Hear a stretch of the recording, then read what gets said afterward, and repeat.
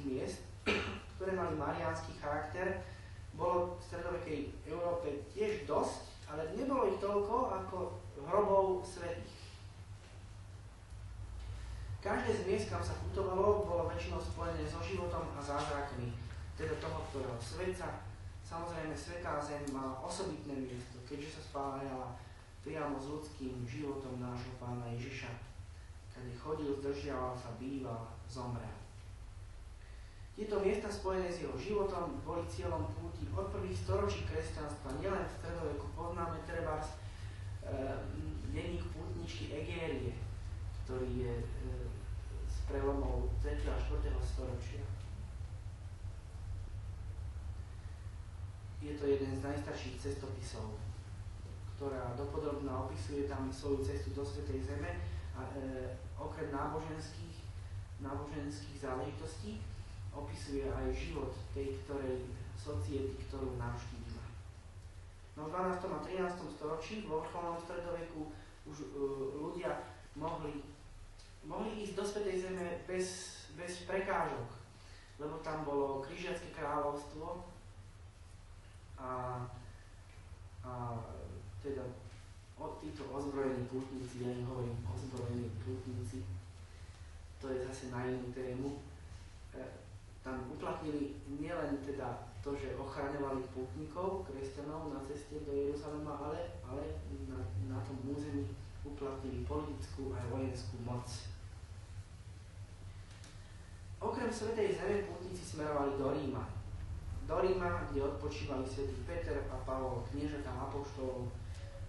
Odtiaľto pápeži riadili západnú cirkev. Špecifikom Ríma boli sväté roky. Prvý taký svätý rok vyhlásil pápež Bonifác v 8. roku 1300.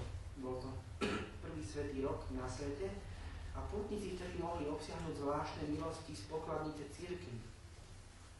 Hovoríme im odpustky, ale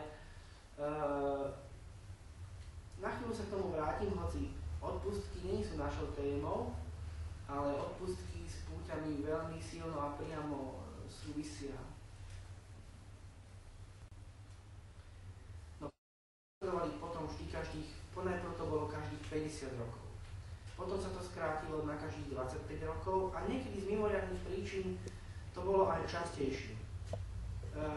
Keď vznikol ten kratší časový odstup medzi tými jednotlivými svätými rokmi, tak mnohým ľuďom to dovolovalo aspoň raz za život absolvovať svätý rok na nejakom svätom mieste. Ono to nebolo ako dnes, že my sadneme do letadla alebo do lietadla, prepáčte, my trošku niekedy, keď zabehnem svojmu rodnému na reči, ja to nerobím nástroj.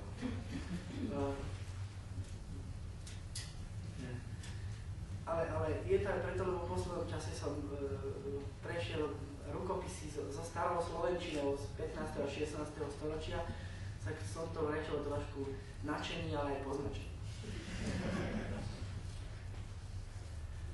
No, tak neboli potom tie sväté roky len v Ríme.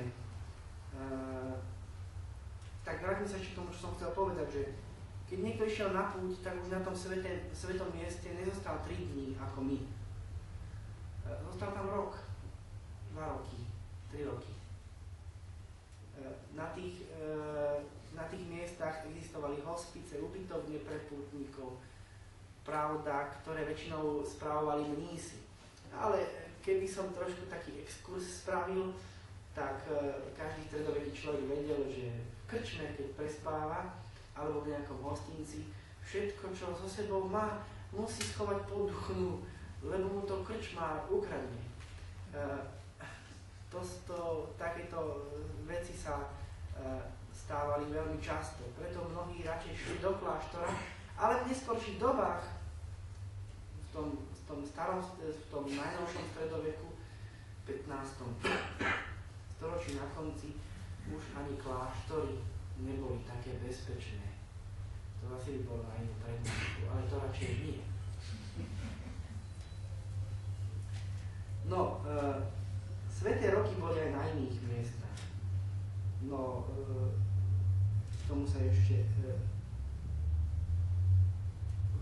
ale ako som spomínal, neputovalo sa len do Ríma, do Kompostely a do Jeruzalema, chodilo sa aj inde a k takým tzv. Tým národným svetcom. Ono v stredoveku sa nedá hovoriť o národe, ako to my vnímame. Sociológovia, alebo ja neviem, kto sa tým zaoberá, vedcovia majú taký pojem, že je politický národ. Tak takéto vnímanie nebolo v stredoveku. Ľudia sa združovali najmä podľa kultúry a prejavov viery, kultúry a zvykov, v ktorých sa nachádzali a reči. To ich spájalo. A okrem toho a s inými národmi ich spájali práve puty k tým svetcom. Tak vo Franskej ríši to bol svätý Martin, biskup, vojak, to bol tam taký národný svetec. Do jeho hrobu, do Tours, smerovali králi aj obyčajní ľudia. Už prvý ten franský král Chlodvík, keď zjednocoval tie jednotlivé franské kmene do jedného územia, tak prvé, čo urobil, šiel za Gregorom, s turským biskupom Gregorom, ktorý mu pri kostiach svätého Martina prorokoval, že v tej bitke zvíťazí. Pravda, on tam bojoval proti svojim príbuzným, ale tak to je zase iné.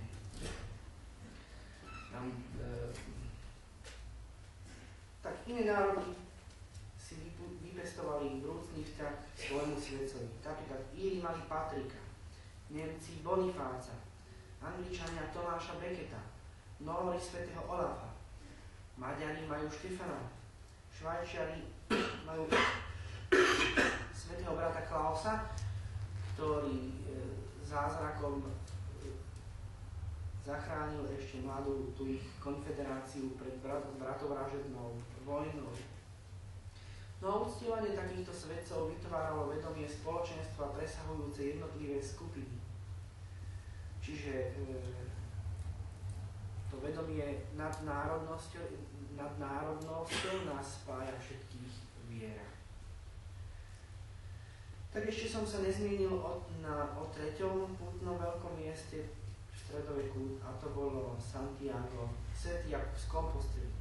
Tu je uctievaný hrob svätého Jakuba staršieho. O tomto apoštolovi vieme takú tradíciu, že on bol prvý, ktorý za svojho pána položil život ako mučeník. Bol to prvý apoštol mučeník. Jeho telesné pozostatky sa pomohli nejakým zázrakom. Dostali na severozápad Iberského poloostrova. O tom je celá legenda. Od prelomu tisícročia prichádza k jeho hrobu stále viac pútnikov z blízka i z ďaleka. V Santiagu sa slávil a slávi sa doteraz tiež svätý rok. Je to vždy ten rok, keď sviatok svätého Jakuba staršieho, čo je teda 25. júla, prípadne na nedeľu. Najbližšie to bude na budúci rok. V Santiagu je veľká brána a kto cez ňu prejde, odpustia sa mu všetky hriechy, bez toho, že by sa spovedal, a bude ako po krste. Takže to je taká motivácia pre všetkých, aby sme sa tam vybrali, ja sa tam chystám. Ide tam 5 ciest, najznámejšia sa volá Franko-Galská, jedna sa volá Rímska a nepamätám si už presne, jedna je anglická, tá je najkratšia. No, iné sväté roky sa slávili tiež na iných miestach, treba v Áchene. Skôr to miesto ste počuli pod českým výrazom Cáchy. Toto miesto si za svoje sídlo zvolil Karol Veľký a sídla tam potom neskôr celá jeho dynastia franských kráľov, z ktorých po ňom mali skoro všetci tituly rímskych cisárov.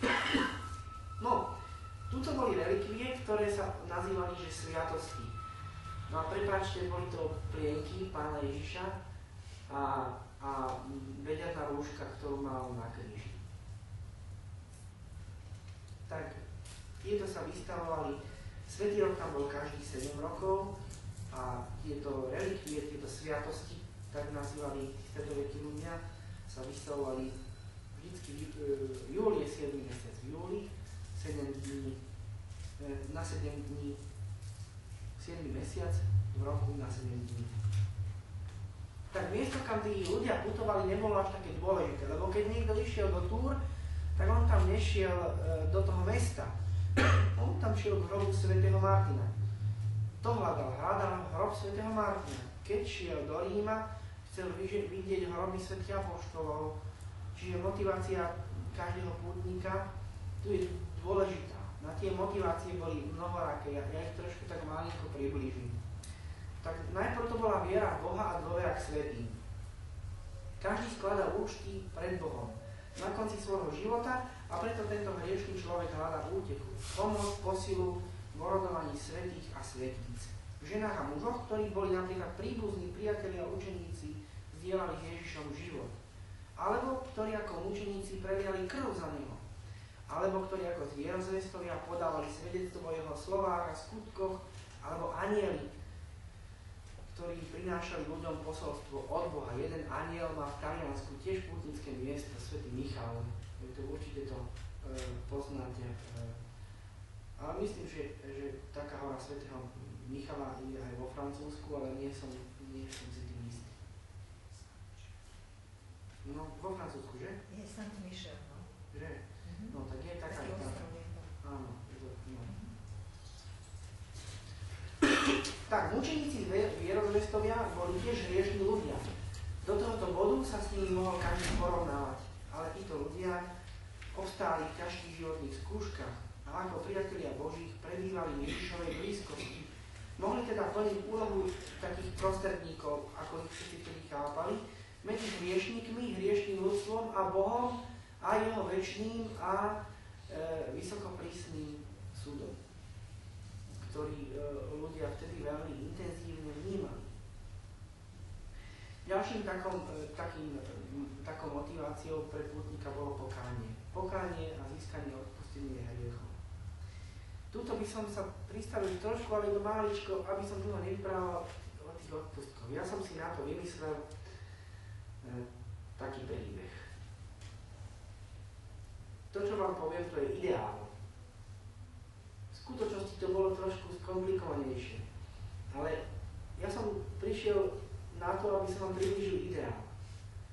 Trošku sa zastavíme aj pri tých negatívnych veciach, ktoré sa s týmto spájali, ale teda na obraz takéhoto ideálu o odpustkoch, ako vznikli, som si vymyslel taký príbeh. Predstavte si, že rytier, ja neviem, treba v Kolíne nad Rýnom, zabil v súboji svojho bratranca. Sa s ním naťahoval o nejakú babu, vyzval ho na súboj a zabil ho. Ako dobrý kresťan katolík, ale a keďže vraždil v amoku, tak si nakoniec uvedomil svoj skutok, to, čo spravil, a šiel za svojím kolínskym arcibiskupom. A ten mu dal pokánie. No, forma toho pokánia bola, jedna z foriem pokánia bola aj púť, ale formy toho pokánia, keď si napríklad otvoríte kánony svätého Bazila, tak tam to mohlo byť napríklad takto. 5 rokov budeš stáť v kostole, v bráne kostola, ktoré my Slováci tomu hovoríme žobráčovňa. Nartex. Ja vám poviem prečo žobráčovňa. 5 rokov budeš stáť v bráne kostola a tam budeš žobrať ľudí, ktorí tam pôjdu, aby sa za teba modlili, aby ti Boh odpustil tvoj hriech. Keď ti prejde tých 5 rokov, budeš 3 roky ležať v zadnej časti kostola dolu tvárou. Samozrejme každú nedeľu pri bohoslužbách.